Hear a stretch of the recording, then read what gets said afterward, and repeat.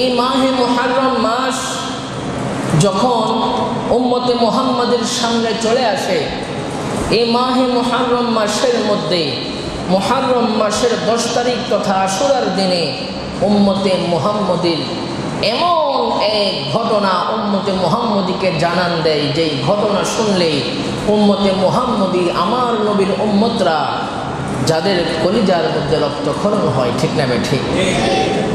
এই মাহে মুহররম মাস জুড়ে অনেক ইতিহাস রয়েছে।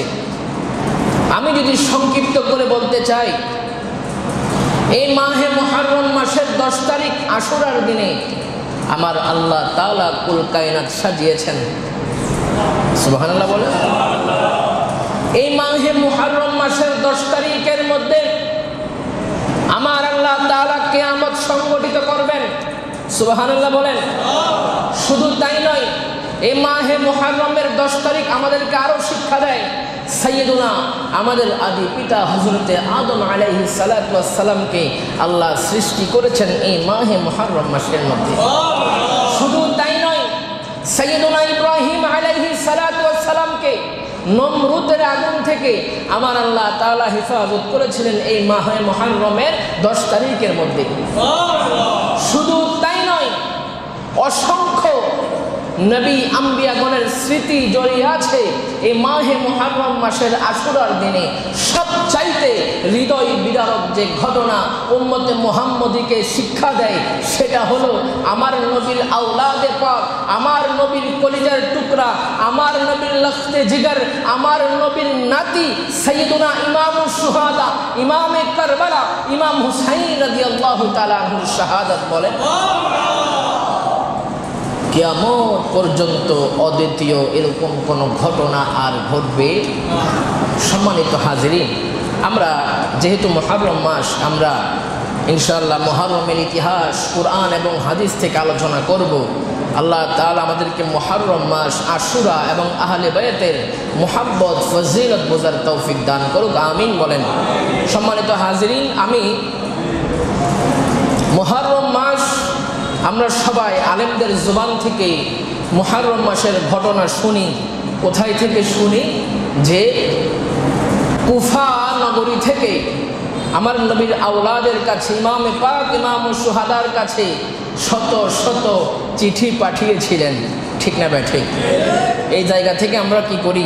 মুহররমে কারবালার ঘটনা শুনি।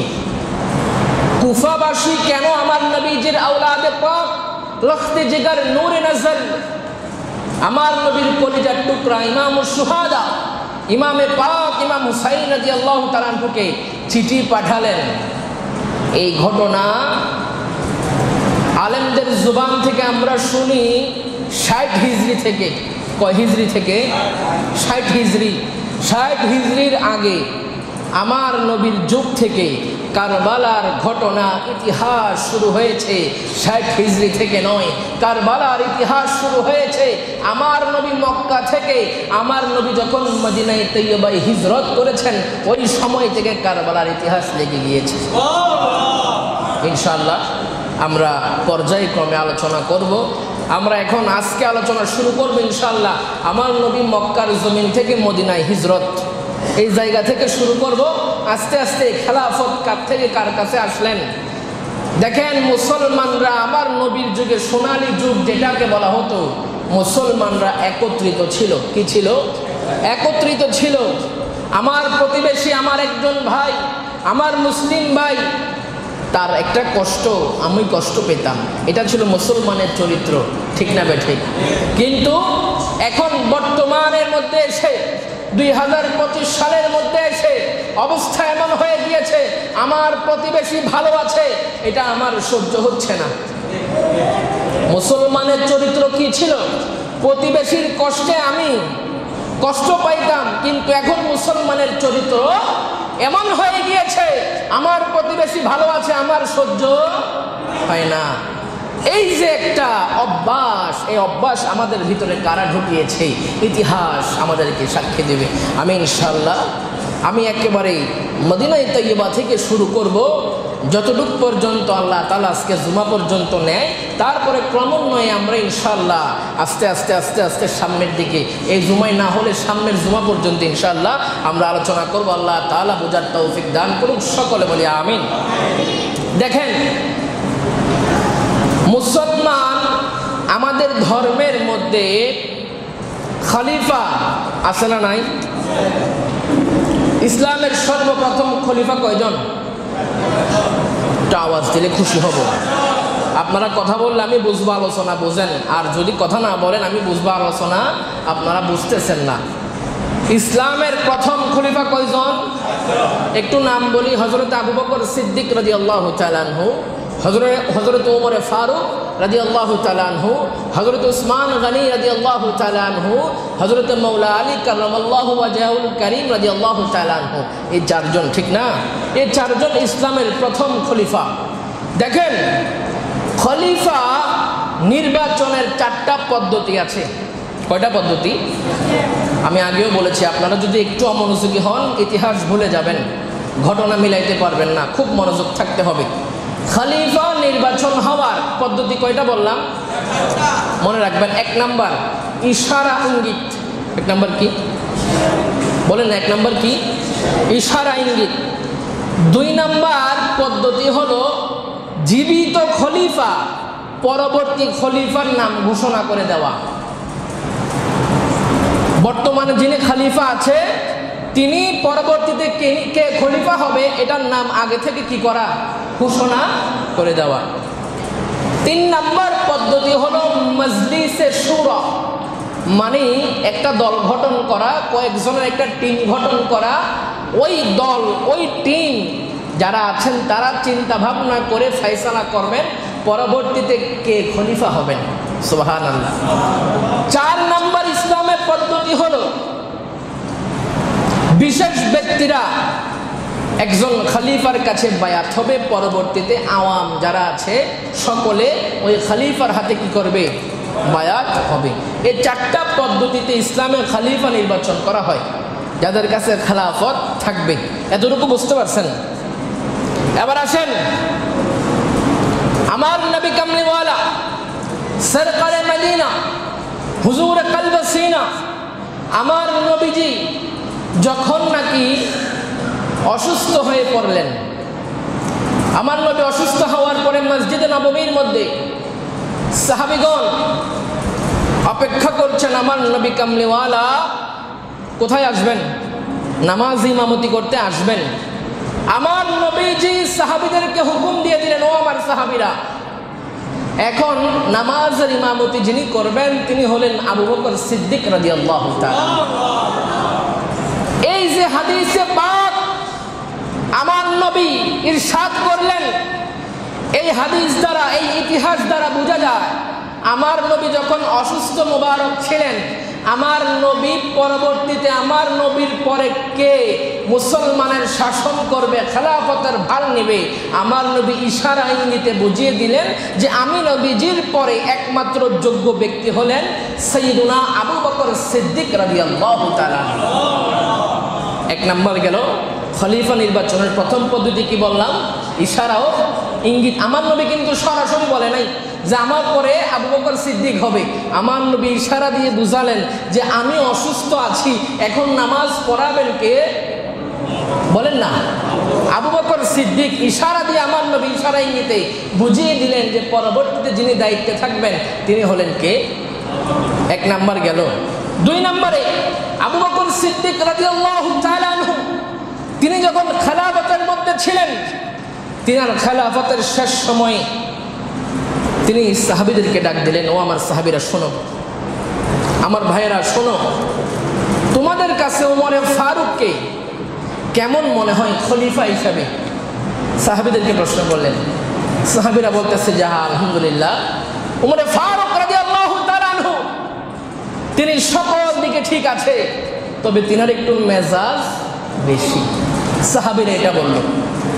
আমার নবী কামলিওয়ালা সরকারে মদিনা তিনার খেলাফত তিনি যখন ইন্তেকাল মুবারক করলেন, আমার নবী পর্দা করার পরে আবু বকর সিদ্দিক খেলাফতের দায়িত্বে আছে।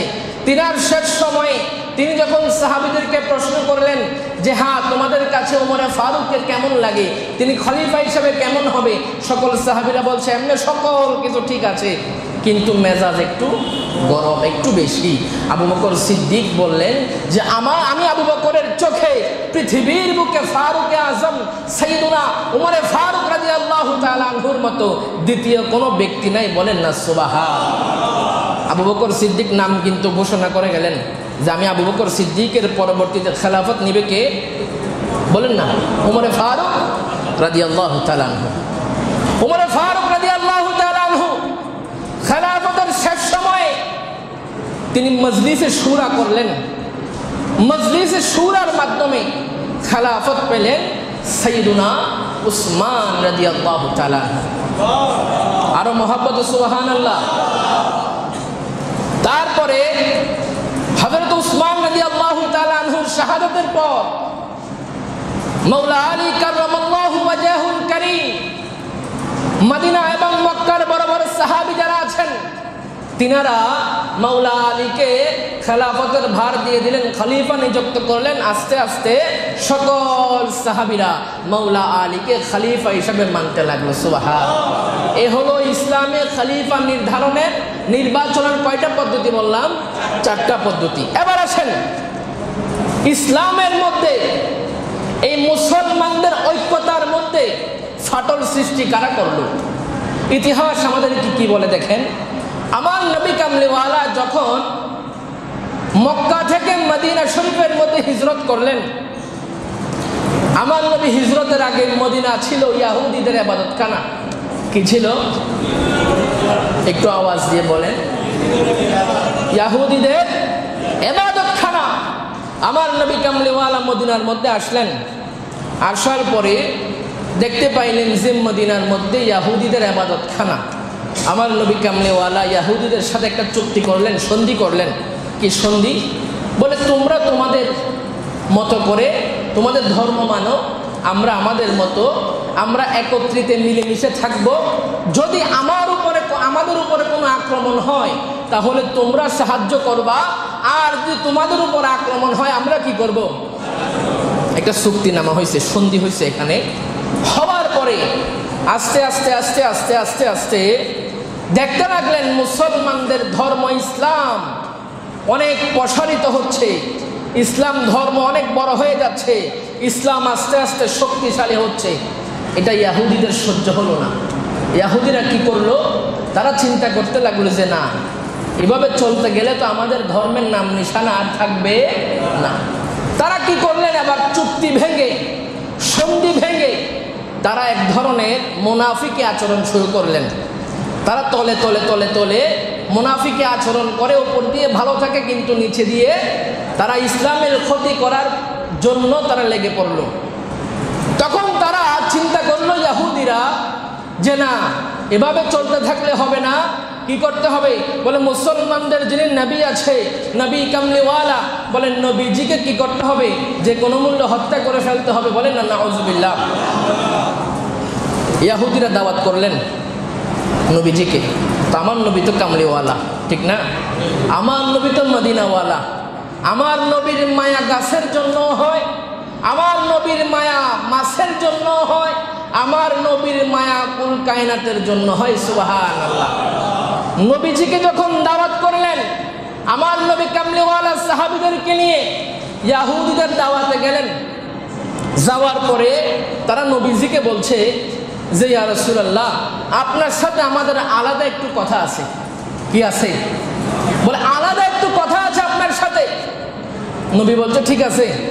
তখন সাহাবীরা একটু বুঝতে পারলো যে আমাদেরকে রেখে ইহুদিরা আমার নবী কামলিওয়ালা সরকারে মদিনাকে আলাদাভাবে ডাক দিচ্ছে, এখানে নিশ্চয়ই কোনো না কোনো কারণ আছে। সাহাবীরা বুঝতে পারলো। আর ইহুদিরা এই দিক দিয়ে একটা চিন্তা করলো যে নবীজিকে তারা যখন ডাক দিয়ে আনবে, আনার পরে নবীজির সাথে কথা বলবে, আর উপর থেকে তারা একটা পাথর মেরে আমার নবীকে হত্যা করবে। বলে না নাউজুবিল্লাহ। আমার নবীকে হেফাজত করেন কে? আর জোরে বলেন না কে করেন? আল্লাহ তাআলা জিবরাইল আমিনকে পাঠিয়ে দিলেন, ও জিবরাইল যাও আমার বন্ধুর কাছে গিয়ে বলো আমার নবীজি যেন এই জায়গা থেকে চলে যায়। কেন? বলে ইহুদিরা ষড়যন্ত্র করেছে, আমার নবী কামলিওয়ালার উপরে পাথর ফেলবে, তিনাকে হত্যা করবে। বলেন না নাউজুবিল্লাহ। চলে গেলেন। যাওয়ার পরে সাহাবীরা বুঝতে পারলো যে ইহুদিদের অবস্থা বেশি একটা ভালো না, তাদেরকে মদিনা থেকে বিতাড়িত করে দিলেন, মদিনা থেকে বাহির করে দিলেন। বাহির করে দেওয়ার পরে তারা চলে গেল খায়বারের মধ্যে। এই সময় আমার নবীর যুগ চলছে, সোনালী যুগ। আস্তে আস্তে আস্তে আস্তে ইসলাম অনেক শক্তিশালী হয়ে গেল, ইসলাম পরিপূর্ণ হয়ে গেল। তখন এই ইহুদিরা চিন্তা করতে লাগলো যে মুসলমানদের আন্তর্জাতিক মণ্ডলের মধ্যে মুসলমানদের এত শক্ত অবস্থান, এর কারণ কি? তারা গবেষণা করতে লাগলো। গবেষণা করতে করতে তারা বাহির করলো মুসলমানদের এত শক্তিশালী হওয়ার কারণ, মুসলমানদের এত আন্তর্জাতিকভাবে প্রকাশ হওয়ার কারণ একটাই, এটা হলো মুসলমানদের একতা। সুবহানাল্লাহ। কারণ আমি বলেছিলাম নবীজির যুগে মুসলমানরা চিন্তা করত আমার ভাইয়ের দুঃখে আমি দুঃখী, আমার ভাইয়ের কষ্টে আমি কষ্ট পাই। কিন্তু বর্তমান যুগে এমন হয়ে গিয়েছে আমার প্রতিবেশী ভালো আছে, আমার সহ্য হচ্ছে না। একতা আমাদের মাঝে নাই। তো ইহুদিরা গবেষণা করে বাহির করলো যে মুসলমানদের একতা নষ্ট করতে হবে। আমি কিন্তু আস্তে আস্তে কারবালার দিকে যাচ্ছি, খুব মনোযোগ। মুসলমানদের একতা নষ্ট করতে হবে, কারণ মুসলমানদের একতা নষ্ট করতে না পারলে কখনো মুসলমানদেরকে পরাজিত করা যাবে না। তারা চিন্তা করলো, চিন্তা করে গবেষণা করলো যে মুসলমানদের সাথে আমরা অস্ত্র দিয়ে সম্ভব? কারণ 313 জনের কাছে 1000 পরাজিত, ইতিহাস আছে না নাই? যারা বলেন না আছে না নাই? 60 জনের কাছে 10,000 কাফের কোনো ব্যাপার না, এরকম শক্তি মুসলমানদের আছে না নাই? তো ইহুদিরা চিন্তা করলো যে অস্ত্র শস্ত্র দিয়ে আমরা পারবো না, অস্ত্রের ব্যবহার করা যাবে না। মুসলমানদেরকে একতা নষ্ট করতে হলে যে কাজটা করতে হবে সেটা হলো বুদ্ধি। কি করলো? যে বুদ্ধি দিয়ে, হিকমত দিয়ে আমরা মুসলমানদের কি করব? একতা নষ্ট করব। এ চিন্তা ভাবনা করলো। কিন্তু সাইয়েদুনা আবু বকর সিদ্দিক রাদিয়াল্লাহু তাআলা আনহুর যুগের মধ্যে খেলাফতের সময় তারা এই সাহস করে নাই। ফারুকে আজমের খেলাফত যখন চলে তখন ওই সাহস করে নাই। কারণ ফারুকে আজম তো কেমন মানুষ, আগে মায়ের পরে কথা, এরকম মেজাজ গরম মানুষ ছিলেন। আল্লাহ তাআলা ইসলামের মধ্যে তিনার মেজাজকে কবুল করেছেন। সুবহান, আরো মহব্বত সুবহানাল্লাহ। ইহুদিরা ফারুকে আজমের যুগও পারে নাই, হযরত আবু বকর সিদ্দিক রাদিয়াল্লাহু তাআলা আনহু তিনার জামানার মধ্যেও পারে নাই। হযরত ওসমান গনি রাদিয়াল্লাহু তাআলা আনহু তিনার খেলাফত যখন আসলো, আসার পরে তিনি মানুষ ছিলেন নম্রভদ্র। কি মানুষ ছিলেন? নম্রভদ্র, সহজ সরল মানুষ। তিনার এই নম্রতাকে, তিনার এই সহজ সরল যে মানসিকতা, এটাকে ইহুদিরা কাজে লাগাইতে কি পাইল? সুযোগ পাইল। দেখেন এই ফিতনা কোন জায়গা থেকে শুরু হয়? 6টা দেশের নাম বলছি, মনে রাখবেন। 1 নম্বরে হচ্ছে ইয়ামেন। কি বললাম? ইয়ামেন। 2 নম্বরে মদিনা, 3 নম্বরে বসরা, 4 নম্বরে কুফা, 5 নম্বরে শাম, 6 নম্বরে মিশর। এই 6টা দেশ নিয়ে কারবালা কিভাবে রেডি হয় দেখেন। ইয়ামেন দেশের সানা একটা জায়গা আছে, ওই জায়গার মধ্যে এক ইহুদি জন্মগ্রহণ করলো, তার নাম হলো আব্দুল্লাহ ইবনে সাবা। কি নাম? আব্দুল্লাহ ইবনে সাবা, ইহুদি। পরবর্তীতে এই ইহুদি জন্মগ্রহণ করলো ইয়ামেনের সানা নামক জায়গার মধ্যে। জন্মগ্রহণ করার পরে এই ইহুদি চলে আসলেন মদিনায়। কোথায় আসলেন? মদিনায়। এই আব্দুল্লাহ ইবনে সাবা মদিনায় আসার পরে সে মানুষ দেখানোর জন্য লেবাসদারি মুসলমান হলো, ইসলাম কবুল করলো। উদ্দেশ্য কিন্তু ভালো। উদ্দেশ্য কি ছিল? মুসলমানের একতা নষ্ট করা। আব্দুল্লাহ ইবনে সাবা ইসলাম ধর্ম গ্রহণ করার পরে মদিনায় আসলেন। আসার পরে লম্বা দাড়ি, লম্বা জুব্বা। আমাদের দেশে আছে না নাই? বলেন না আছে না নাই? লম্বা দাড়ি, এরকম দাড়ি রাখে, লম্বা দাড়ি দেখলে মানুষ পাগল হয়ে যায়। এরকম সুন্দর জুব্বা পরে মানুষ দেওয়ানা হয়ে যায়, এত সুন্দর কথা বলে মানুষ মাস্তানা হয়ে যায়, আছে না নাই? তার জবান মিষ্টি, পোশাক আশাক ভালো, লেবাস ভালো, কিন্তু চিন্তা ভাবনা অনেক খারাপ। এরকম বর্তমান সমাজে আছে না নাই? বলবে আপনাকে যে আপনি নামাজ পড়েন, আল্লাহকে এভাবে ডাকেন, আপনি এভাবে নামাজ পড়েন, এটা করলে এটা হবে, আপনার এই সমস্যা, এটা হবে, ওইটা হবে, এত সুন্দর করে কথা বলবে, আপনি দেখতে পাইবেন আপনার যে জায়গাগুলো দুর্বল ঠিক ওই জায়গাগুলোর মধ্যে টাচ করতেছে। বলে আপনার ঋণ আছে, এটা করে নিয়ে আমল করলে ঠিক হয়ে যাবে, আপনার এটা আছে, এটা করেন, মানে আপনাকে এরকমভাবে গোছানো একটা ব্রেন ওয়াশ করবে, আপনি তার ভক্ত হতে বাধ্য হয়ে যাবেন।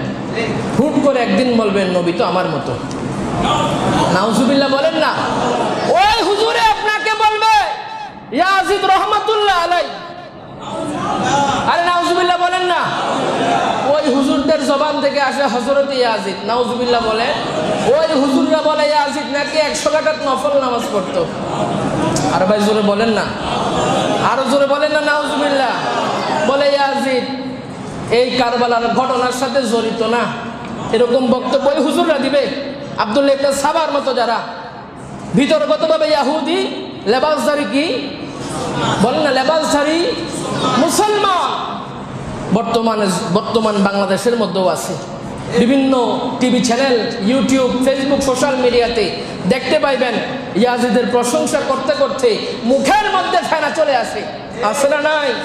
বলেন না, আছে না নাই? ওই রকম ইয়াজিদ থেকে আল্লাহ আমাদেরকে হেফাজত করুক, আমিন বলেন। ওই আব্দুল্লাহ ইবনে সাবা মদিনায় তৈয়বার মধ্যে যখন আসলেন, আসার পরে লেবাসধারী মুসলমান হওয়ার পরে আমল আখলাক খুব ভালো, মানুষের চোখে একেবারে পড়ে গেল যে ওই ব্যক্তি তো একেবারে আল্লাহওয়ালা, তার নামাজ কমতি নাই, তাসবিহ কমতি নাই, রোজা কমতি নাই, লেবাস কমতি নাই, সুন্নাহ কমতি নাই, কোনো কিছু নাই, মানুষ পাগল হয়ে গেছে। এখন মানুষ যে তার প্রতি একটু দুর্বল হয়েছে, দেখবেন আমাদের সমাজের মধ্যে যে মানুষটা বেশি নামাজ পড়ে আল্লাহওয়ালা, সে একটা কথা বললে, কথা ভালো না লাগলেও মানুষ চুপ থাকে, ঠিক না ভাই? ঠিক। কারণ কি না, লোকটা ভালো মানুষ। ওই আব্দুল্লাহ ইবনে সাবা ইহুদি, এই তার লেবাসধারী মুসলমানিত্বকে কাজে লাগালেন। সে মদিনায় তৈয়বার মধ্যে একদিন সাইয়্যিদুনা উসমান রাদিয়াল্লাহু তাআলা আনহুর কাছে গেলেন। যাওয়ার পর আব্দুল্লাহ ইবনে সাবা বলছে যে হে খলিফাতুল মুসলিমিন, আপনি এক কাজ করেন, আমারে মদিনার মধ্যে কোনো না কোনো দায়িত্বের মধ্যে নিযুক্ত করে দেন। উসমান রাদিয়াল্লাহু তাআলা আনহু অনেক বিচক্ষণ মানুষ ছিলেন, তিনি তার আচার আচরণে ভঙ্গিমার মধ্যে বুঝতে পারলেন যে লোক সুবিধা, বললেন না, মদিনার কোনো দায়িত্ব নেওয়ার মধ্যে তুমি যোগ্য, তোমাকে কোনো দায়িত্ব দেওয়া হবে না। তখন ওই আব্দুল্লাহ ইবনে সাবা, দেখেন মুনাফিকি কোত্থেকে বাইর হয়। আব্দুল্লাহ ইবনে সাবা মদিনায় তৈয়বার মধ্যে কোনো দায়িত্ব না পাওয়ার কারণে কোনো দিকে কোনো রকম কিছু করতে পারতেছে না। তখন একদল মানুষ জোগাড় করলেন, করার পরে তাদেরকে উসমান রাদিয়াল্লাহু তাআলা আনহুর বিপক্ষে দাঁড় করালেন। কি যুক্তিতে? বলে হযরত আলী রাদিয়াল্লাহু তাআলা আনহু তিনি এত জ্ঞানী, তিনি থাকতে উসমান রাদিয়াল্লাহু তাআলা আনহু কিভাবে খেলাফত পায়? এই যে মুনাফিকি এখান থেকে শুরু করে দিলেন। এই কথা যখন সাইয়্যিদুনা হযরতে উসমান রাদিয়াল্লাহু তাআলা আনহুর কাছে আসলেন যে ওই আব্দুল্লাহ ইবনে সাবা সে গোপনে গোপনে আপনার বিরুদ্ধে দল তৈরি করছে, কি কথা বলে যে হযরত আলী রাদিয়াল্লাহু তাআলা আনহু থাকতে আপনি কিভাবে খেলাফত পান, খেলাফতের যোগ্যতা তিনি। তখন হযরত উসমান রাদিয়াল্লাহু তাআলা আনহু ওই আব্দুল্লাহ ইবনে সাবাকে মদিনা থেকে বাইর করে দিলেন। কি করলেন? মদিনা থেকে বাইর করে দিলেন। বাইর করে দেওয়ার পরে ওই আব্দুল্লাহ ইবনে সাবা গেলেন বসরার মধ্যে। কোন জায়গায়? বসরার মধ্যে গেলেন। যাওয়ার পরে বসরার জমিনের মধ্যে এরকম নামাজ পড়ছে, রোজা রাখছে, লেবাসধারী মুসলমানিত্ব দেখাইতে দেখাইতে হুট করে বসরার মানুষের কাছে বলতেছে, ও তোমরা জানোনি? বলে কি? বলে হযরতে আলী কাররামাল্লাহু ওয়াজহুল কারীম তিনি থাকতে উসমান গনি কিভাবে খলিফা হয়, খলিফার যোগ্যতা হযরতে আলী। তখন বসরার মানুষ বুঝতে পারলো যে না, তোমার কথার মধ্যে ইহুদিদের গন্ধ পাওয়া যায়, তোমার কথার মধ্যে ইহুদিদের গ্রাণ পাওয়া যায়। তাকে বসরা থেকে বিতাড়িত করে দিলেন। বসরা থেকে বিতাড়িত করার পরে ওই ব্যক্তি গেলেন কুফার মধ্যে। কোন জায়গার মধ্যে? কুফার মধ্যে এরকম প্রথম নামাজ রোজা করে মানুষকে হাত করলেন, করার পরে হযরত উসমান রাদিয়াল্লাহু তাআলা আনহুর ব্যাপারে মিথ্যাচার করা শুরু করলেন। কি মিথ্যা? বলে সাইয়্যিদুনা উসমান রাদিয়াল্লাহু তাআলা আনহু তিনি স্বজনপ্রীতি করে বাইতুল মাল থেকে সম্পদ নিয়ে তিনার আত্মীয় স্বজনের কাছে বন্টন করে দেয়। বলেন না নাউজুবিল্লাহ, আর জোরে বলেন না নাউজুবিল্লাহ। ওই জায়গার মানুষও বুঝতে পারে, ওই আব্দুল্লাহ ইবনে সাবাকে কুফা থেকে বিতাড়িত করে দেয়। বলে কুফার জমিনও তোমার কোনো জায়গা নাই, তোমার উদ্দেশ্য ভালো না, বাইর করে দিলেন। ওই আব্দুল্লাহ ইবনে সাবা কুফা থেকে বাইর হয়ে গেলেন কোথায়? শাম দেশের মধ্যে। শাম দেশের গভর্নর তখন ছিলেন হযরতে আমিরে মুয়াবিয়া রাদিয়াল্লাহু তাআলা আনহু। সুবহানাল্লাহ বলেন। ওই ব্যক্তি ভালো চলতেছে, চলার পরে হুট করে একদিন বলতেছে যে উসমান গনি রাদিয়াল্লাহু তাআলা আনহু তিনি কিভাবে খলিফা হয়, খলিফা হওয়ার হকদার, সকল দিকে গুণান্বিত হলো মাওলা আলী কাররামাল্লাহু ওয়াজহুল কারীম। এই কথা বললেন কার কাছে? উবাদা ইবনে সাবিত রাদিয়াল্লাহু তাআলা আনহুর কাছে। বলার পরে উবাদা ইবনে সাবিত রাদিয়াল্লাহু তাআলা আনহু কোনো কথা না বলে এভাবে হাত ধরলেন, ধরার পরে সরাসরি হযরত আমির মুয়াবিয়া রাদিয়াল্লাহু তাআলা আনহুর কাছে নিয়ে গেলেন। বলে যে এই ব্যক্তি এই শামের মধ্যে এসে ভালো নামাজ পড়ে রোজা রাখতেছে, রাখার পরে ওই ব্যক্তি বলতেছে হযরত উসমানের বিরুদ্ধে। হযরত আমির মুয়াবিয়া রাদিয়াল্লাহু তাআলা আনহু তাকে ওই শাম থেকেও বিতাড়িত করে দিলেন। সম্মানিত হাজরিন, যেহেতু সময় কম, আমাদের আরও কার্যক্রম আছে, ইনশাআল্লাহ আপনারা স্মরণ রাখবেন আগামী জুমা থেকে শাম দেশ থেকে ইনশাআল্লাহ আমরা আলোচনা শুরু করব। আমাদের আলোচনা আস্তে আস্তে শাম থেকে কিভাবে খেলাফতের মাধ্যমে কারবালার জমিনে যায় ইনশাআল্লাহ আমরা আলোচনা করব। আল্লাহ তাআলা তৌফিক দান করুক। সকলে বলে আমিন। ওয়া আখির দাওয়ানা আনিল হামদুলিল্লাহি রাব্বিল আলামিন। যারা সুন্নাত পড়েন নাই